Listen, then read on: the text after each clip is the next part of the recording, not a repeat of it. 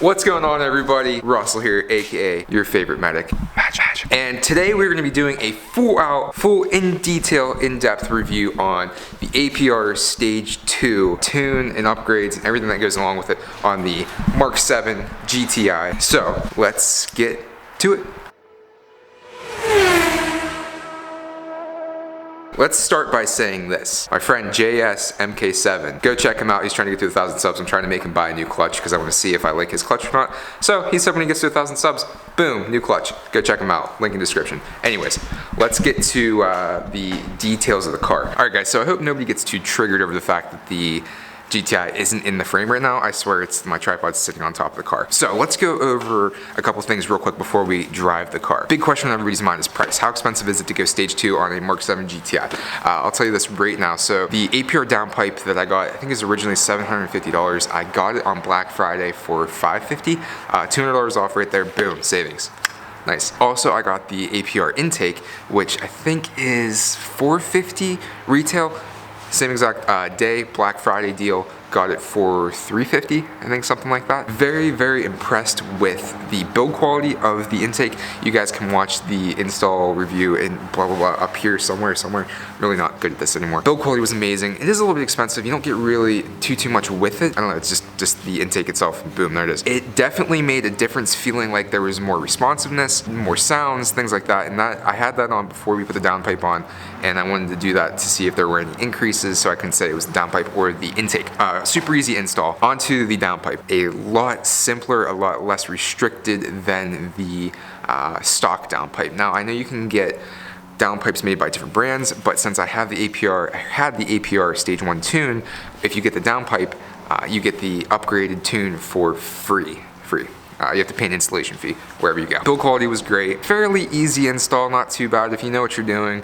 I mean, if we had to do another one tomorrow, it would be a lot easier because we actually know what's going on.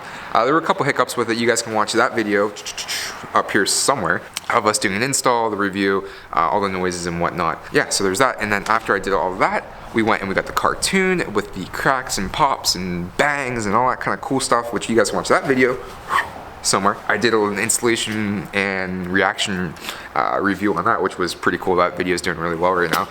Thank you guys for watching that. And if you're here from that video, welcome. And if not, subscribe for more content to come. Initial impressions. The car has a very wider power band now.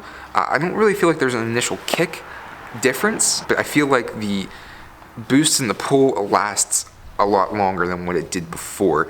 And it feels like it just, once you get into the power band, that's whenever it feels like it's pulling harder. It's not like whenever you first hit boost, it pulls any harder, but if I say pulls any harder one more time, I'm sure somebody's gonna get triggered. Also, in that time frame, I got an oil change because going stage 2, the engine's gonna be taking more of a beating. Thank you to shopdap.com. They sent me over an oil change kit, and we did the oil change. I'm gonna start doing that every 5,000 miles with the full synthetic liquid moly. I'm gonna be doing that myself from here on out. Without further ado, let me just wrap that up. So what did I say? $350 for the intake, $550, so that's like $900. $80 for the install, so close to like $1,000 without the clutch.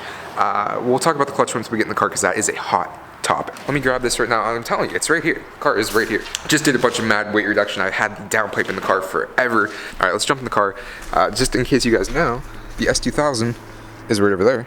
We are going to be, I'm going to try and get a hold of Ben today, see if we can take it up to the shop so it can stay there for the winter. Maybe we can start doing some more modifications on that. But let's get in the car and start driving.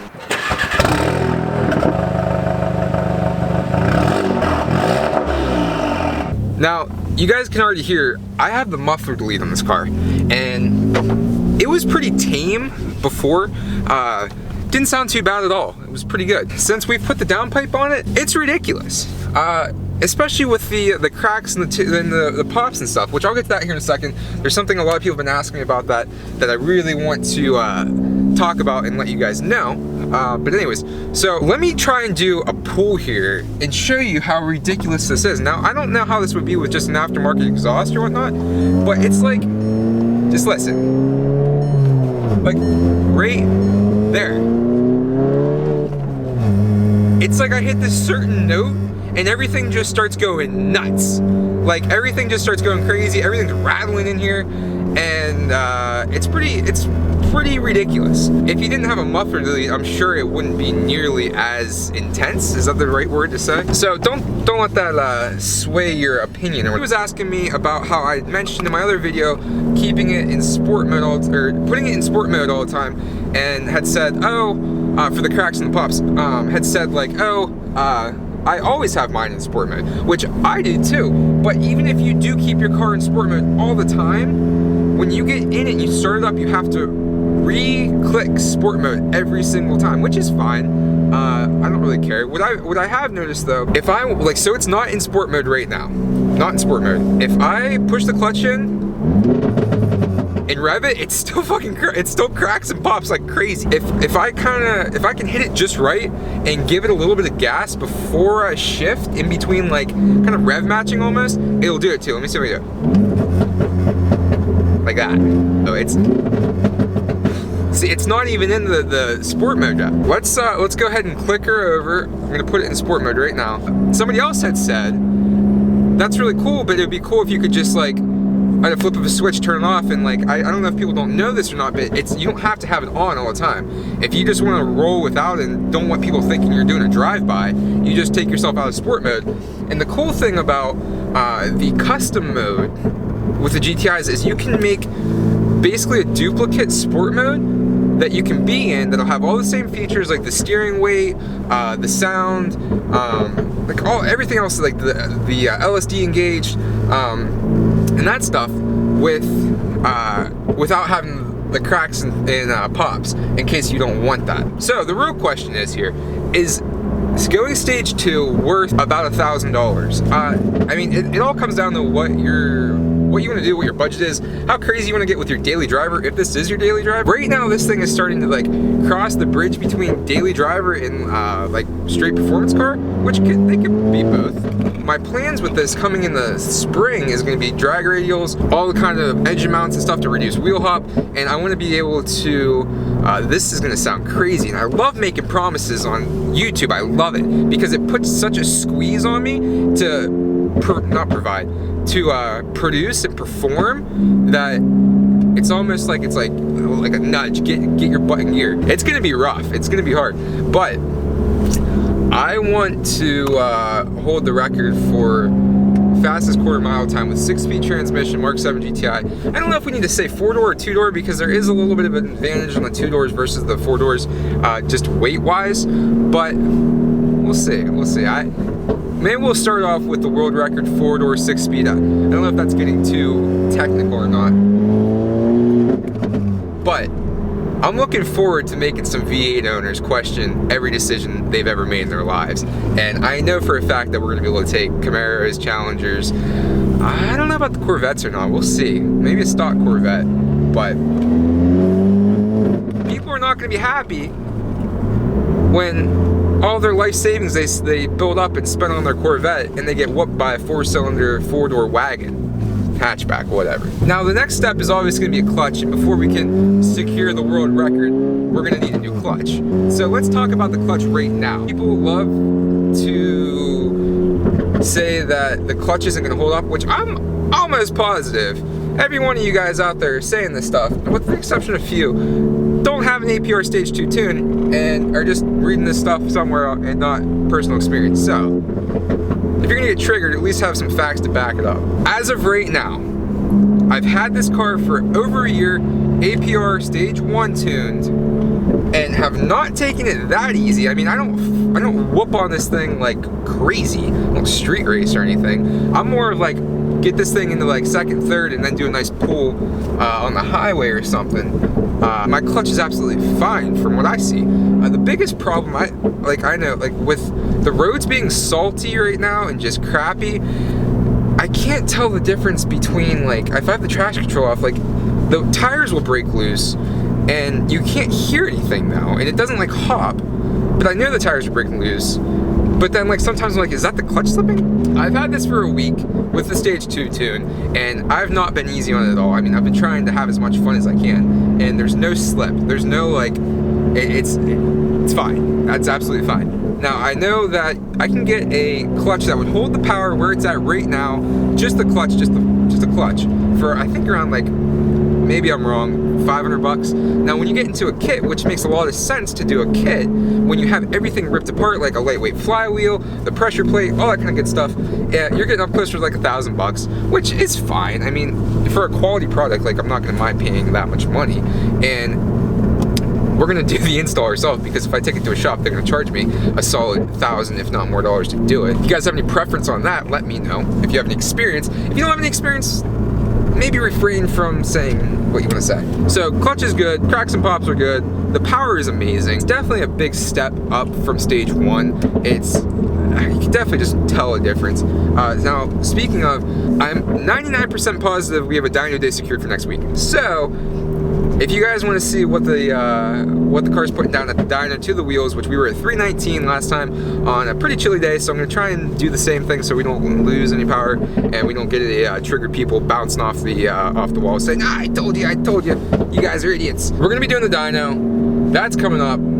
I'm super pumped for it. They say it's like 336 on the dyno sheets. That's at the crank. Now, I looked back in the Apr just stage 1 tune. The 316 is at the crank, but we put down 319 that day. So there's that. But let's do a quick pull here. Like, this is kind of like a backer, like nobody's really on.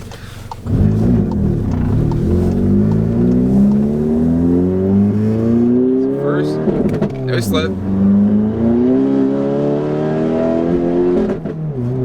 Oh man. Oh, I just cannot wait to just go make people cry at the racetrack. Like, they're just gonna be so sad. They're gonna cry. Smiles per gallon. Oh, let's talk about that real quick. So gas mileage, that's another hot topic for the Apr tunes. The stage 1, I didn't really see any decline at all, like maybe even a bump in gas mileage. With this, it's up in the air because let's look and see what it's at right now. When I drove home from work today, it was about, it says 120 miles, averaging 29.3 miles a gallon. Now, is that from the tune itself, or is that from me not being able to control my lead foot? That's the kind of stuff you have to take into consideration. Also, Ben had said something about it using more gas because the way the tune works with the cracks and pops is it kind of leaves a little bit of, I'm no mechanic here, so don't freaking get all triggered about this. It leaves unignited fuel in the exhaust. That's what you're getting, so you're kind of like using more gas than you need to. If I take it easy on this thing, I could probably get another 36 miles to the gallon with it, no problem. But a car getting 30 miles to the gallon with 340 wheel horsepower now. Let's run a contest right now. Let's see what you guys think the wheel horsepower is going to be, not wheel torque, because like that's just too confusing to see people close here and there. Wheel horsepower numbers, stage 2 dyno, coming up next week. I'll figure something out. Maybe we'll give away something cool. Drop your comment below. Let me know. We'll figure something out. We'll give something away. Oh my gosh. Oh wait, here comes the tunnel.